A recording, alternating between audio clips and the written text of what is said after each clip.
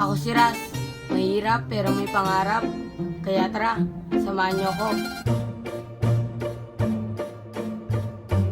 Ngayong araw nga pala ay magsisimba kami. Nandito na nga kami sa may highway, yung wala na ngang dumadaan, tumawid na kami. Nag-aantay na nga lang kami ng jeep na masasakyan namin. Ang kasama ko nga pala itong pinsan ko na si Nathaniel. Yung pagkatingin ko nga sa langit, makulimlim. Pag-stop nga pala sa amin ng jeep, sumakay na din kami kaagad. Buti na nga lang maluwag yung nasakyan namin na jeep kaya hindi siksikan. Medyo malapit na nga din kami kasi nadaanan na namin yung Monumento Circle. Kaya nga pala umi-stop yung jeep na sinasakyan namin kasi may bumaba na pasahero. Yung nandito na nga kami sa may 11A, bumaba na din kami ng jeep. Kasi dito kami magsisimba sa may Grace. Nagmamadali na nga pala kami ni Nathaniel tumawid kasi baka mamaya pagpunta namin sa may simbahan tapos na yung misa. At ito nga pala hawak kong papel. Ito nga pala yung listahan ng mga kukunin ko na pabango. Nandito na nga pala kami ni Nathaniel sa tapat ng simbahan. Pumasok na nga din ako sa gate ng simbahan. Nandito nga lang pala kami sa may labas ng simbahan kasi hindi kami makapasok sa loob. Sobrang daming tao. Sa video nga kanina, kakatapos ko lang magdasal. Nagpasalamat nga ako kay Lord kasi hindi niya ako pinapabayaan at yung aking mga pamilya.